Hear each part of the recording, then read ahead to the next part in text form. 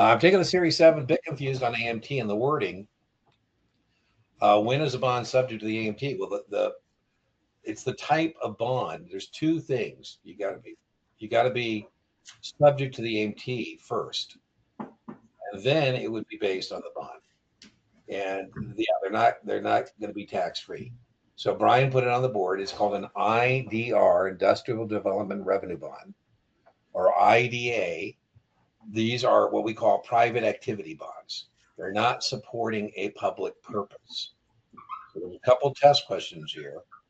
Corporate credit backs the bonds. So this would be like we issue some industrial development bonds or revenue bonds, agency bonds to build Boeing a new factory in South Carolina, for example. And Boeing's credit quality is what backs those bonds. So that's one test question.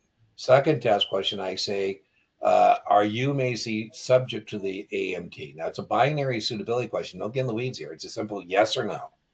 If the client says yes, then we're not going to recommend industrial development revenue bonds because they're subject to the AMT. So very testable, and I think it's pretty straightforward. I think sometimes test prep vendors make that a little more complicated than it needs to be.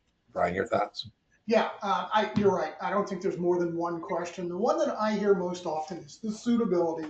If you know your customer's subject to the alternative minimum tax, then you're not going to recommend There this. you go.